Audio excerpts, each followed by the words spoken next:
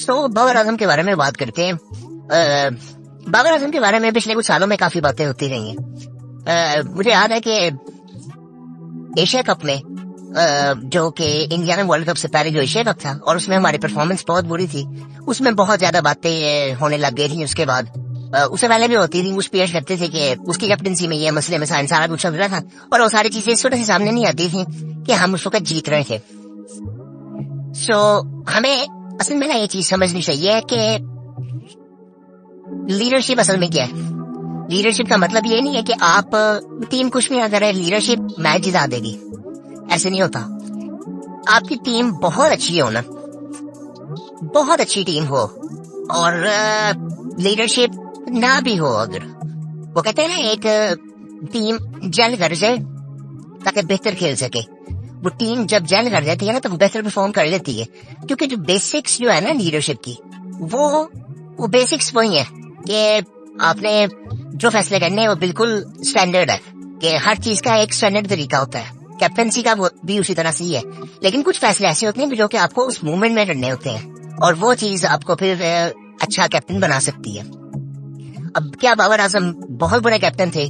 बिल्कुल भी नहीं। आई थिंक मैं इस चीज को समझता हूँ कि बाबर आजम एक नॉर्मल कैप्टन थे, बहुत अच्छे कैप्टन नहीं थे और वो एक डिफेंसिव कैप्टन थे। मैं ये नहीं कह सकता कि वो बहुत एग्रेसिव कैप्टन थे और वो ऐसे ऐसे फैसले कर रहे थे कि जो कि आई थिंक हमें एक फैसले ने हमें वो मैच जिता दिया हो, ऐसा बिल्कुल भी नहीं था। वो एक डिफेंसिव कैप्टन थे और वो एक स्टैंडर्ड कैप्टनसी करते थे कि यार कंसिस्टेंसी होनी चाहिए और जो हमारे मेन बॉलर्स हैं उन पे फोकस रहना चाहिए। सो वो एक उस तरह की कैप्टनसी, उनका स्टाइल बहुत था। मुझे याद है मिसबा वो भी लोग इस तरह से कहते थे कि जिस टाइम पे वो कैप्टनसी इस तरह से कर रहे थे और उनके टाइम पे हम टेस्ट में नंबर 1 भी बने। और ये सब चीजें, ये बातें पहले भी होती रही हैं और बाबर आजम के खिलाफ भी ऐसी बातें होना शुरू हो गई। सो जब टीम की परफॉर्मेंस और ज्यादा बुरी हो गई कि टीम के बाकी प्लेयर्स ने परफॉर्म करना छोड़ दिया। पहले तो ये हो रहा था ना कि बात होती थी तो बाबर आजम की बैटिंग वो इतनी अच्छी करते थे कि वो सारी चीजें कवर हो जाती थी। तो जब बाबर आजम ने उनकी परफॉर्मेंस और नीचे आई और टीम वैसे परफॉर्म नहीं कर रही थी, सो वो सब चीजें वो एक्सपोज जब हुई तो ऐसे लगा कि बाबर आजम की कैप्टनसी भी उस तरह से नहीं है। लेकिन मैं फिर ये कहता हूँ, मैं ये बिल्कुल नहीं कह रहा कि उनकी कैप्टनसी बहुत अच्छी थी, बहुत अच्छी नहीं थी। मैं आपको एक रिसेंट टाइम्स में एक एग्जांपल देता हूँ। इस T20 वर्ल्ड कप में जो रिसेंट था कि जिसमें हम यूएसए से भी हारे, किसी ने कोई बात की उसमें बाबर आजम की कैप्टनसी कैसी थी और उसमें कैप्टनसी डिफरेंट क्यों थी? आपने अगर वो वर्ल्ड कप का फॉलो किया हो, इसमें बाबर आजम की कैप्टनसी बड़ी डिफरेंट थी। उसकी वजह गैरी क्रिश्चियन थे। सिर्फ बाबर आजम उसमें फैसले नहीं कर रहे थे, गैरी क्रिश्चियन का बहुत ज्यादा इनपुट था उस वर्ल्ड कप के मैचों में, कप्तानी में, किस वक्त क्या चीजें हो रही हैं लेकिन उसमें कप्तानी का भी बहुत अहम रोल होता है कि ऑन द ग्राउंड तो कैप्टन नहीं है ना। उसमें किसी ने कोई बात नहीं की, कोई बात, क्योंकि हम हारे। हम इतने मैच ऐसे हारे, आप वर्ल्ड कप में देखें, हम इंडिविजुअल परफॉर्मेंस की वजह से हारे। यूएसए के मैच में आप एक ओवर में देखते हैं 16 ओवर डिफेंड नहीं कर पाता हारिस रऊफ, आमिर सुपर ओवर में आके 18 रन दे देता है, इंडिविजुअल परफॉर्मेंस है। उसके बाद शाहीन अफरीदी को T20 मैच में यूएसए के ऐसे बैट्समैन के जिन्होंने ऐसे बॉलर्स कभी नहीं खेले, वो फुल टॉसेस पे आके छक्के मारते हैं। उनको फुल टॉसेस, वो पिछले 2 साल से फुल टॉसेस कर रहे थे और उन्होंने उनसे छक्के खाए। इंडिविजुअल परफॉर्मेंस है ये और इसमें कैप्टनसी कहीं से भी नहीं आ सकती। आपके जब जो रिसोर्सेज आपके पास हैं वो जो परफॉर्म ही नहीं कर रहे, सो वो सारा कुछ, अच्छा ये जनरली ये जैसी चीजें होती हैं कि जब आप जीतते हैं ना तो सारा कुछ कारपेट के नीचे चला जाता है, तब आप सीखते नहीं है। वो इसीलिए चीज कही जाती है कि जीत से आप कुछ नहीं सीखते। जब आपको फेलियर मिलता है, वो failure is the best teacher. So ये सारी चीजें होती हैं। बाबर आजम इस तरह हम तो बात कर नहीं सकते, उनकी कैप्टनसी को इतनी बुरी नहीं थी, लेकिन हाँ कई मैचों में वैसे इतने ज्यादा डिफेंसिव हो जाते थे कि वैसे लगता था कि यार ये क्यों है, वो आम बंदे को भी नजर आता था। लेकिन हमें एक चीज ये देखनी है कि वो ऑन द ग्राउंड वो क्या कर रहे हैं, ऑन द ग्राउंड वो है। सो काफी चीजें डिफरेंट होती रही। उस पर मैं समझता हूँ कि गैप भी बहुत ज्यादा था और वो चीजें उस वक्त काफी ऐसी चीजें चेंज हुई थी कि एकदम कैप्टनसी भी जो एकदम हुई थी चली गई, फिर दोबारा आ गई, फिर उस टीम के साथ खेलना भी और मसले मिसाइल टीम में भी थे उस वक्त। ये सारी चीजें हमें देखनी पड़ेंगी। हमारे बॉलर्स की परफॉर्मेंस नहीं थी उस तरह से। बाबर आजम को एक कसूर में समझता हूँ, वो मुझे लगता है कि पिछले वो कैप्टन तो वो ताकतवर थे कि उनके पास ताकत ये थी कि वो अपने मर्जी के प्लेयर्स के ला सकते थे। उन्होंने एक चीज नहीं की जिसका मैं कसूरवार बाबर आजम को समझता हूँ कि उन्होंने बेंच स्ट्रेंथ को मजबूत नहीं किया, न बैटिंग में न बॉलिंग में। दोनों क्या कहते हैं, दोनों स्पिन बॉलर्स को भी आपने कोई स्पिन बॉलर्स का हमारे पास मैच टीम के लिए भी नहीं है। बेंच स्ट्रेंथ तो बहुत दूर की बात है, टीम के अंदर खेलने के लिए आपके पास बॉलर कोई नहीं है इसमें। और फास्ट बॉलर की बेंच स्ट्रेंथ कुछ नहीं है आपके पास, आधे बॉलर आपके इंजर्ड बने हुए हैं। और उसके अलावा आपके जो कुछ बॉलर्स उस वक्त थे वो बेंच में बैठे रहते थे, उनको कभी ऐसा मौका मिला ही नहीं कि हम अपने मेन प्लेयर्स को बिठा लें और उन प्लेयर्स को खिलाएं। मैं वसीम जूनियर की बात करता हूँ कि वो जब टीम में थे तो वो बहुत अर्सा बेंच में बैठे रहे हैं, और वो मुझे लगता है कि वो उनका स्किल लेवल था, उनके हाथ में जो ताकत थी वो आई थिंक उनके हाथ में काफी ताकत थी, और वो जिस तरह का उनका एक्शन था वो सारी चीजें उनके अंदर थी, और उनको उस तरह से हमने इस्तेमाल नहीं किया। और वो उस वक्त कैप्टन तो बाबर आजम थे। तो ये एक चीज मैं कह सकता हूँ कि बाबर आजम की सिर्फ एक ही चीज जो बहुत ज्यादा आज हमें तंग कर रही है कि उन्होंने बेंच स्ट्रेंथ को उस तरह से नहीं किया, और उसकी एक वजह डोमेस्टिक भी है कि डोमेस्टिक में ऐसे लोग नहीं है, लेकिन बाबर आजम उस वक्त काफी कुछ कर सकते थे जो कि उन्होंने नहीं किया। और उसके अलावा आई थिंक अगर बात करें कि जिस तरह मैंने बात की कि जब इंसान जीतता ना तो फिर किसी चीज के बारे में बात नहीं होती कि क्या चीज गलत हुई है। जब इंसान हारता है तो फिर वो हर गलत चीज, हर सही चीज भी गलत लग रही होती है, और जब इंसान जीतता है तो हर गलत चीज सही लग रही होती है।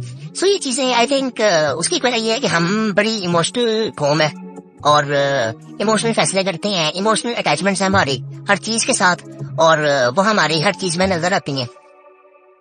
और दूसरी चीज, एक चीज जो आई थिंक मैं थोड़ा कहता हूँ कि वो ज्यादा थी, वो हमारे कैप्टन में रही है कि हमारे जो कैप्टन हैं, जो लीडरशिप, जो चीज एक बात की रहती है लीडरशिप की, वो उस तरह से नहीं है। हमारे पास लीडर्स वाकई नहीं है इस वक्त। आपको किसी फॉरवर्ड में कोई ऐसा लीडर नजर नहीं आएगा। शान मसूद को अपनाया बेहतर क्या कहते हैं आई थिंक ऑप्शन था शान मसूद। एटलीस्ट एक चीज बहुत अच्छी हुई है कि उनसे जो सवाल किया जा रहा है वो उसका जवाब दे रहे हैं, वरना आई थिंक पिछले कुछ सालों में नजर आ रहा था कि सवाल क्या किया जाता था, जवाब क्या मिलता था। प्रेस कॉन्फ्रेंसेस आई थिंक काफी बेहतर हो गई है पहले से, ये एक फर्क नजर आया शान मसूद के आने से।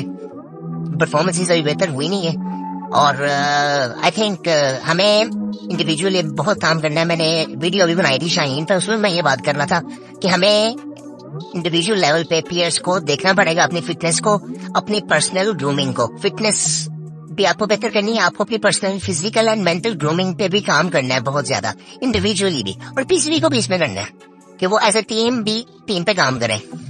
डिपार्टमेंट वही बनाए, फिटनेस सेंटर्स बनाए, ग्रूमिंग सेंटर्स बनाए जहाँ पे प्लेयर्स को ग्रूम किया जाए डोमेस्टिक लेवल पे। डोमेस्टिक से ग्रूम हो गए, ना कि पाकिस्तान टीम में आके ग्रूम हो। ये कोई ऐसी चीज नहीं है कि जो कि मुझे ये चीज समझ नहीं आती कि प्लेयर्स पाकिस्तान टीम में आके ग्रूम कर रहे हैं। पाकिस्तान टीम में तो आपने आके रिजल्ट्स देने हैं, आप परफॉर्म करके आ चुके हो, अब आपने एबिलिटी दुनिया को दिखानी है। ये एक स्टेज है, पाकिस्तान से खेलना एक स्टेज है जहाँ पे आगे आपने परफॉर्म करना है। बस परफॉर्मेंस आपकी एक हो गई है, अब आपने दुनिया को दिखाना है कि मेरे अंदर स्किल है, मेरे अंदर क्या एबिलिटी है, वो मैं आपको दिखाने हैं। सो हमारे यहाँ पे प्लेयर ग्रूम आगे होता था पाकिस्तान टीम में, और उसके रिजल्ट आज हमें मिल रहे हैं। इसमें बाबर आजम का कसूर बिल्कुल है। कैप्टन वो इतने बुरे थे नहीं जितने उन पे क्रिटिसाइज किया गया, साथियों की तरफ से भी और अवाम की तरफ से भी। आई थिंक सोशल मीडिया में बहुत ज्यादा हुआ है, और मैं इसमें अभी चीज समझता हूँ कि, लेकिन एक चीज जो अच्छी नहीं हुई थी, जो मुझे लगा था कि बाबर आजम को दोबारा कैप्टनसी नहीं लेनी चाहिए थी फिर भी, वो एक ना इंसान, मैंने ना एक वीडियो बनाई थी जिसमें हमने बात की थी कि पाकिस्तान क्रिकेट के मसाइल के हैं। उसमें मैंने बात की थी कि एक तो हमारा जो इंटेग्रिटी का स्टैंडर्ड है ना और पैशन है, वो उस तरह से आज नहीं नजर आता जो कि पहले प्लेयर्स में नजर आता था। कि हम एक हमारे यहाँ पे ये चीज है कि अगर कैप्टनसी ये पिछले सारे वापे उसी की सबको पड़ी हुई है, ये बात हमारे यहाँ पे सच है। अब उसका एक रीजन ये भी हो सकता है, किसी प्लेयर का कुछ नहीं पता होता कि जब वो कैप्टनसी उसके पास ही जाए तो आपको वो प्लेयर टीम में भी नजर आए। हिस्ट्री ये चीज बताती है, पाकिस्तान टीम में सब बहुत दफा हो चुका है। बहुत अरसे बाद बाबर आजम एक ऐसा प्लेयर था, बाबर आजम, रिजवान और शायद शाहीन भी ऐसे प्लेयर थे अब तक कि जो कि लग रहा था कि इनको रिप्लेस करना जरा डिफिकल्ट हो सकता है। वरना पहले ऐसे होता था कि अगर आप सिर्फ फराज को देख लें, वो उनके साथ भी ऐसे, वो से पहले भी ऐसे होता रहा कि कैप्टनसी जाती थी तो आप टीम में भी नहीं नजर आते थे। मैनेजमेंट चेंज तो पूरी नीचे टीम जेल होती थी। सो ये सारी चीजें हमारे मुल्क में होती हैं, इमोशनल फैसले होते हैं, कोई उनमें लॉजिक नहीं होता, कोई उसमें क्रिटिकल थिंकिंग नहीं होती। सो ये सारी चीजें होती रही हैं। सो इसमें आई थिंक एक हमारे पास लीडर्स हमारे पास नहीं है। मुझे नहीं याद पड़ता कि हमने भी बात की हो कि यार सरफराज के बाद हमने ऐसी कोई बात नहीं की कि ये प्लेयर डोमेस्टिक में कैप्टनसी करता हुआ आ रहा है तो ये आगे जाके पाकिस्तान पे कैप्टन हो सकता है। रिजवान के बारे में काफी बात हुई थी पिछले 1-2 PSL में कि he is a good captain, वो बेहतर कैप्टन बिल्कुल है, लेकिन आई थिंक PCB उनको बनाना नहीं चाहता किसी वजह से। और शायद वो आई थिंक एज फैक्टर तो नहीं हो सकता, उनकी उम्र भी बाबर जितनी है और आपने शाम को भी तो बनाया हुआ है। सो ये सारी चीजें हो सकती थी, लेकिन ऐसा हुआ नहीं है। और आई थिंक बाबर आजम ने जो एक गलती मैंने आपको बताया कि उन्होंने ये की कि बेंच स्ट्रेंथ पे कोई फोकस नहीं उनका था और वो कुछ 1-2 प्लेयर्स थे उनको खिलाते गए और आज अब उस चीज का जो असरात है वो हमें नजर आ रही है। और दूसरी ये चीज थी कि उन्होंने कैप्टनसी दोबारा वापस ली न्यूजीलैंड सीरीज के बाद, उनको वापस नहीं लेनी चाहिए थी, किसी सूरत में भी नहीं लेनी चाहिए थी। चाहे बाबर भी कैप्टन न बनते, शाहीन भी न बनते, वो उनको कहना चाहिए था कि मुझे अब कैप्टनसी दोबारा नहीं चाहिए। और मीडिया ने भी काफी इस चीज को आई थिंक जो क्रिकेट को समझते हैं, असल में जो क्रिकेट को समझते हैं, उनका भी ये कहना था कि बाबर को एक्सेप्ट नहीं करनी चाहिए थी। एक स्टैंडर्ड होता है इंटेग्रिटी का, एक गैरत होती है इंसान के अंदर कि यार नहीं, अब इस चीज को मैंने एक्सेप्ट नहीं करना और मैंने अपनी जो इज्जत है वो सबसे पहले रखनी है। सो आई थिंक वो एक चीज उससे भी आई थिंक काफी फर्क पड़ा है बाबर आजम को देखने का नजरिया जो लोगों का है। सो आई थिंक मुझे लगता है कि बाबर आजम को नहीं करना चाहिए था। बाकी आई थिंक बाकी चीजें नॉर्मल नहीं है। हमारी वही टीम खेल रही है जो पहले खेल रही थी। टेस्ट टीम में मैंने पहले भी बात की थी, काफी स्टेबल है और अभी भी है, लेकिन हमारी बॉलिंग अभी भी उस तरह से कंप्लीट नहीं है। हमें कुछ पॉजिटिव जो मिले 1-2 कि जी नए बॉलर्स के बेहतर बॉलर हैं, बट वो जब बॉल पुराना होता है तो वो किसी काम के नहीं होते क्योंकि पैसे नहीं है आपके पास पुराने बॉल से आउट करने में। मुझे सबसे जो अजीब बात ये लग रही थी कि हमारे बॉलर आके एक्सक्यूज दे रहे थे कि पिच सपोर्ट नहीं कर रही। ये बातें करने वाली है ही नहीं कि पिच सपोर्ट नहीं कर रही, तो बॉलर का काम क्या होता है? आपने सारा कुछ पिच से लेना, तो आपने क्या करना है? सो ऐसी बातें नहीं करनी चाहिए। और इसमें कैप्टनसी का बहुत ज्यादा हाथ होता है। मुझे ये लगता है कि प्लेयर्स क्या बात कर रहे हैं। पहले आई थिंक ये चीजें नजर कम आती थी कि प्लेयर कुछ भी आगे कही जाए, वो एक चीज नजर आती थी कि टीम ने एक ही पॉइंट पे रहना है। वो आज आके एक बंदा और बात करता है, एक बंदा और बात करता है। असल महमूद ने बड़ी अजीब सी बात की इस दफा प्रेस कॉन्फ्रेंस में आगे थी, हम जो पिच से परफॉर्म करवाना चाह रहे थे, पिच ने उस तरह से परफॉर्म नहीं किया। क्या ये बात की कोई सेंस बनी नहीं है कि पिच ने उस तरह से परफॉर्म नहीं किया? हमें तो समझ आ गई थी, कहते हैं हमें तो समझ आ गई थी, लेकिन पिच ने बाद में उस तरह से परफॉर्म नहीं किया। परफॉर्म नहीं किया है तो इसका मतलब आपको समझ नहीं आई ना, आपको उसकी साइंस समझ नहीं आई कि पिच रीड करना कोई आसान काम पहले है नहीं और हमारे लिए तो बहुत ही मुश्किल हो जाता है। सो खैर हम बाबर आजम पे रहते हैं। बाबर आजम की कैप्टनसी पे जितनी बात होती रही है, वो उतने बुरे कैप्टन नहीं थे, एक नॉर्मल एवरेज कैप्टन थे। विराट कोहली पे भी ऐसे ही होता रहा था मुझे याद है, लेकिन उनकी टीम अच्छी थी तो वो मैच जीतते रहे थे। उन्होंने भी कोई पर्सनली टूर्नामेंट ऐसा कोई नहीं जीता। बाबर आजम ने हमें फिर भी काफी हद तक कुछ समय एक सेमीफाइनल खिलाया, एक फाइनल खिलाया, एशिया कप पर भी एक फाइनल हमने खेला। लेकिन वही बात है, हमने फिनिश अच्छा नहीं किया और हम किस तरह से पहुंचे थे ये भी हमें देखना चाहिए कि हम जिम्बाब्वे से भी हार गए थे एक दफा और बाद में वो कुदरत का निजाम एक आया था, एक उसका दौर आया था, वो उसमें भी हम चलते रहे हैं, जो कि आई थिंक मुझे ये चीजें बिल्कुल पसंद नहीं है। मैं समझता हूँ कि हमें अपनी एबिलिटी से जो भी अचीवमेंट हासिल करनी है वो करनी चाहिए। हम सिर्फ हर चीज बाद में ना कुदरत पे छोड़ देते हैं, वो चीज आई थिंक कम होनी चाहिए। और वो उसकी जो बिल्कुल सीधी सी बात नजर आती है ना, वो आपको नजर आएगी ऑस्ट्रेलिया की टीम में कि वो जब वो एटलीस्ट जब वो ये प्ले ऑफ में पहुंचते हैं तो उसके बाद वो कहते हैं यहाँ पे टूर्नामेंट हमारा है, उनका माइंडसेट ये वाला है। सो ये चीजें आई थिंक ये होनी चाहिए और ये उनकी शुरू से ये है, उनकी सोसाइटी इस तरह से बिल्ड होती है, हमें ये चीज नहीं है और जो कि होनी चाहिए। आई थिंक लीडरशिप से भी ये चीजें काफी आ सकती हैं और वो एग्रेशन आ सकता है, वो इंटेग्रिटी का वो स्टैंडर्ड आ सकता है। मुझे याद है कि जरा सी भी बात होती थी ना अंदर हमारे बॉलर्स, वो अगला बॉल बाउंसर होता था, उसके मुंह पे बॉल लगता था अगला। आज कुछ नजर ही नहीं आता। 130 पे आप क्या करोगे? कुछ भी नहीं कर सकते आप। सो बैटिंग में भी सेम ऐसे ही है। आजकल बाबर आजम की परफॉर्मेंस भी ऐसी है नहीं कि जिसपे कोई ऐसी बात की जाए, लेकिन मुझे लगता है कि वैसे प्लेयर हैं कि वो उनको आई थिंक अब थोड़ा सा ना एक चीज ये देखनी है, वो प्लेयर तो अच्छे हैं, वो उस पर किसी को शक नहीं है। और बहुत से प्लेयर से बात कर भी चुके हैं कि उनको अपने ऊपर एक्स्ट्रा प्रेशर नहीं लेना एक्स्ट्रा चीजों का, कि डोमेस्टिक की कैप्टनसी का या दूसरी लीगों की कैप्टनसी का, ये वाले प्रेशर भी लेने हैं, उनको क्रिकेट को एंजॉय करना चाहिए और अपने ऊपर फोकस थोड़ा सा करना चाहिए। मुझे ये लगता है कि बाबर आजम को थोड़ा सा ना अपने ऊपर रिफ्लेक्ट करना है कि मैं क्या कर रहा हूँ और मुझे आने वाले टाइम में करना क्या है, मुझे किस तरह से क्रिकेट खेलनी है, मेरे क्रिकेट गोल्स क्या है, मैंने क्या चीजें अचीव करनी है पर्सनली भी और पाकिस्तान के लिए भी। दोनों चीजें लोग कहते हैं पर्सनली तो बिल्कुल ना सोचो, आपको सोचना हर चीज पड़ती है। इंसान, मैं नहीं समझता कि इंसान सबसे पहले किसी दूसरे को रखता है या मुल्क को रखता है। इंसान अपने बारे में सोचता ही सोचता है, वो नेचुरली चीज वो सामने आती है, उसको सोचना पड़ेगा, वो उसकी परफॉर्मेंस वो करेगा तो हमें उस चीज फायदा देगी। सो आई थिंक उसको ऐसी परफॉर्मेंस करनी है कि जिससे पाकिस्तान को फायदा हो। जिस तरह मुझे हमेशा से लगा कि जब बाबर आजम ने तेज खेला, एग्रेसिव होके खेला, अटैक किया, तो वो उनकी परफॉर्मेंस बेहतर हो जाती है। वो जब डिफेंसिव मोड पे जाते हैं तो वो उनकी परफॉर्मेंस रहती ही नहीं है। सो आई थिंक बाबर आजम को सिर्फ एक दो चीजों पर फोकस करना है और ये चैंपियन वनडे का पाने वाला है, उसको हम फॉलो करेंगे और आई थिंक उनको उसमें बड़े फ्री होके खेलना चाहिए और उम्मीद करते हैं कि बाबर आजम की फॉर्म भी वापिस आए और वो दोबारा से उसी तरह से परफॉर्म करने जिस तरह से पहले वो कर चुके हैं। इंडियन सीरीज आने वाली है, उसके बाद हमने पाकिस्तान से आगे भी खेलना है, हमने ऑस्ट्रेलिया भी जाना है, वो भी बड़े मजे का है कि हमने ओडीआई T20 सीरीज खेलने जाना है, वो भी बड़ी इंटरेस्टिंग होगी। अब मैं सबसे पहले देखने के लिए ये हूँ कि हमारे पास हमारी ओडीआई और वनडे की टीम क्या बनती है। उसमें I think Gary Christian follow करेंगे इस टूर्नामेंट को, चैंपियन वनडे कप को, और आई थिंक वो भी हमारी अच्छी टीम बनेगी। आई थिंक मिल जाएंगे पेयर। वो इस तरह हमें कुछ नजर नहीं आ रहा, इस वजह से कुछ लग रहा है कि नहीं है, लेकिन आई थिंक ये वनडे कप होगा तो हमें काफी चीजें नजर आएंगी। बस उम्मीद अच्छी की कर सकते हैं। चैंपियन ट्रॉफी आने वाली है और पाकिस्तान कौम को शदीद जरूरत है इस चैंपियन ट्रॉफी में जीतने के लिए, एटलीस्ट अच्छी परफॉर्मेंस तो हो।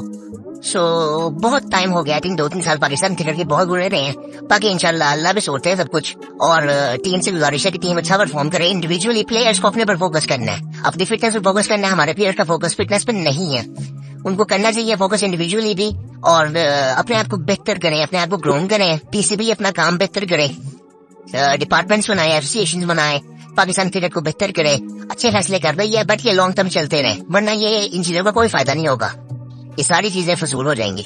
बाकी इंशाल्लाह फिर आपसे मुलाकात होगी और आप भी बताएंगे आपको क्या लगता है कि बाबर आजम क्या इतने अच्छे कैप्टन थे, उन्होंने क्या गलतियां की। मेरे मुताबिक उन्होंने एक दो चीजें जो नजर आई थी मुसाब, जिसका इम्पैक्ट पाकिस्तान क्रिकेट पे हुआ है, बेंच स्ट्रेंथ, और ये जो उन्होंने कैप्टनसी वापस ली उनको नहीं लेनी चाहिए थी बिल्कुल, और उनको आने वाले टाइम में कैप्टनसी करनी भी नहीं चाहिए थी। उनको अपनी बैटिंग पे बहुत ज्यादा फोकस करना चाहिए था, और हमें चाहिए कि बाबर आजम दुनिया का हर रिकॉर्ड तूने पाकिस्तान को मैचेस जितवाए अपनी इंडिविजुअल परफॉर्मेंस थे, वो ऐसे कर सकते हैं। आई थिंक वो एबिलिटी उनके अंदर नजर आती है, वो क्लास उनकी है। सो बाकी आई थिंक फिर मुलाकात होगी आपसे, बेहतर की उम्मीद करते हैं, और इंशाल्लाह वनडे कप भी अब शुरू होगा, उसको भी फॉलो करेंगे इस बार, और इसके अलावा भी काफी चीजों पर बात करेंगे। आप लोग बता सकते हो कि हम किन चीजों पर बात कर सकते हैं, क्या फॉलो कर सकते हैं। आजकल CPL भी चल रहा है, बट उस पे अभी मैं देख रहा था कि वो आजम खान, आई थिंक वो उनसे अपना वजन नहीं संभाला गया, उनका वेट आई थिंक बढ़ता ही जा रहा है। पिछले कुछ सालों में उन्होंने कम भी किया था अपना बीच में वेट, लेकिन अब उनका वेट काफी बढ़ चुका हुआ है। आई थिंक उनको भी अपने ऊपर फोकस करना है, और काफी लोगों को सपोर्ट करते रहे हैं, लेकिन उनकी परफॉर्मेंस उस तरह से रही नहीं है। बाकी फिर इंशाल्लाह हम बात करेंगे बाबर आजम के बारे में, आपका क्या हाल है आप बता सकते हैं, और बाकी इंशाल्लाह फिर आपसे मुलाकात होगी।